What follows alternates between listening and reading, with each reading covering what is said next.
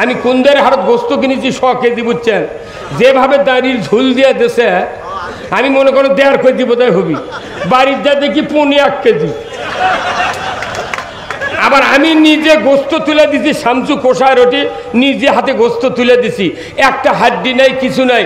তখন বাড়ির যা কালো পলিথিন, বেশিরভাগ কষার এখন কালো পলিথিনের গোস্ত দেয়, হ্যাঁ কতক্ষণ, আর মরিজালারা লাল পলিথিন উপরে টাঙ্গে দেয়। কথা কয় না বারে, হ্যাঁ মরিজালাকে কালার বাড়ানোর জন্য কি পলিথিন, আর গোস্তওয়ালা কি পলিথিন, কালো পলিথিন। আমি গোস্ত ঢেলে দেখি এই 5 ইঞ্চির মতো একটা চুঙ্গি হাড্ডি ওই পলিথিনের মধ্যে। আমি পরে হাতে আসে বললাম, কে ভাই আমি তো সামনাসামনি গোস্ত তুলে দেন, তুই চুঙ্গি কুঁড়ি থেকে দিলু? তো একজন করছে ওটা আগেই পলিথিনের তোলা ছিল। না ওই ভাই আমার এই বক্তৃতার কিছুক্ষণ আগে আমার বক্তৃতা শুনেছে, ছিল মানে খাসা মার্কা বক্তৃতা, মানে সব জায়গা মানুষের একটা অন্তর চুরি চুরি ভাব, হ্যাঁ কথা কোন জায়গা সব জায়গাতেই চুরি চুরি ভাব। তাহলে আমি আপনাদেরকে বলতেছিলাম, খেলাফত আর এবাদত, আমার আল্লাহর খেলাফত নাই, এবাদত করলে 99.% ইমানদার পৃথিবীতে বাঁচার উপায় নাই। আমি প্রমাণ করে দেব। এ দেশে সুদ হারাম না হালাল? কোরআনে আছে হারাম, আমাদের বাংলাদেশত 120% হালাল করে থসে। এমন কোনো বাড়ি নাই, আপনাকে টাউনত আমি তেমন ঘোরাফেরা করি না, আমাকে পল্লীর ভেতরে দেখা যায় শতকরা একটা গ্রামের 15.5 বাড়ির কিস্তির টাকা আছে। আবার বড় বড় যেগুলা যেখানে ব্যবসায়ী আছে এখানে আবার সিসি লোন আছে, আছে না নাই? সিসি লোন আছে। তাহলে আপনি সুদের অর্থনীতি মেনে যদি কবরে যান, আল্লাহর ইজ্জতের কসম আপনার আবার একটা ইবাদত আল্লাহর দরবারে কবুল হবে না। সুদ খাওয়া হারাম না হালাল? কে করেছেন? আল্লাহ করছেন হালাল। আচ্ছা বলেন তো, তরকারির লবণ বেশি করে দেওয়া হারাম না হালাল? কথা কয় না রে, তরকারি একবারে বেশি করে লবণ দেবো, এটা হারাম না হালাল? তরকারির জন্য হারাম। আপনি বেশি লবণ দেবেন কে? জাত লাগবে 50 গ্রাম, তার যদি আপনি 1 কেজি দেন তাহলে তরকারি কি হবে? খারাপ হয়ে যাবে। ওই লবণ হওয়ার কারণে পুরো বাড়ি অশান্তি, শেষ পর্যন্ত যাই পাক করবি তাই মার খাবি। কথা কর। তাহলে আপনার একটা মাপ আছে, তো মাপ আছে না? মাপ মতো দেওয়া লাগবে।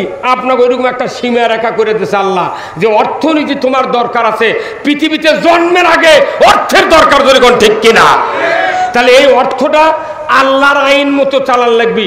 যদি শয়তানের আইন মতো চালান, এই অর্থ যতই আপনি কামাই করেন, যতই কোটি কোটি টাকার মালিক হন, আল্লাহর নির্ধারিত পথে যদি আপনি কামাই না করেন, যদি খরচ না করেন, আপনার ওই অর্থ কামাই করা হারাম। হারাম। তাহলে আল্লাহর একটা সীমা আছে, আছে না? সীমা আছে না নাই?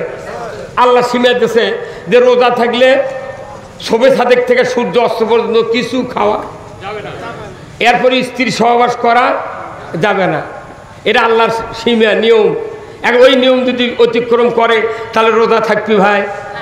তা আপনি রোজার ভেতরে দুপুরে ভাত খান না, রোজা নষ্ট হবে ভয়ে, আপনার ইমান যে নষ্ট হচ্ছে, তার জন্য সুদের অর্থনীতি বাংলাদেশে সব ইবাদত বাদ দিয়ে আগে সুদ হারাম করতে হবে।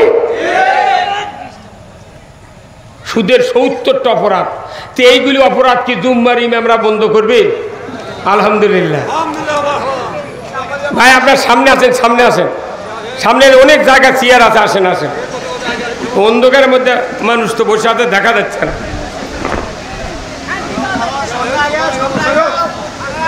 ভাই আসেন, দাঁড়ানো ভাইরা একটু সামনে আসেন। ভাই আপনার পেছনের ভাইরা সামনে আসেন। কে রে, সাইদুল ভাই নাকি? সাইদুল, হ্যাঁ সামনে সামনে। হ্যাঁ, এখানে নন্দীগ্রামেরই অর্ধেক লোক আছে।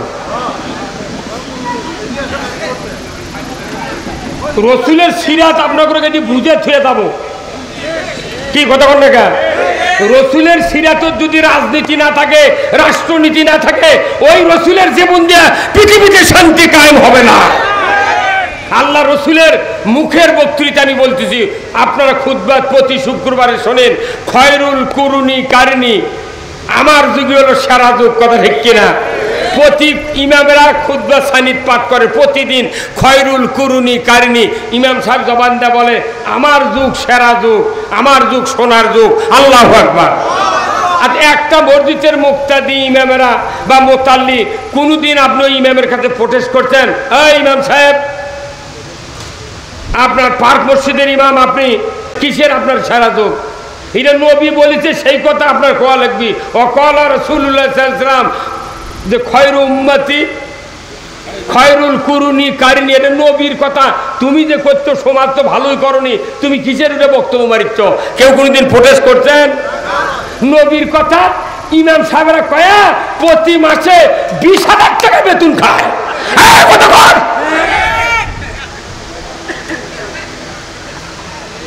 কেবা বেদার হলেন আপনারা?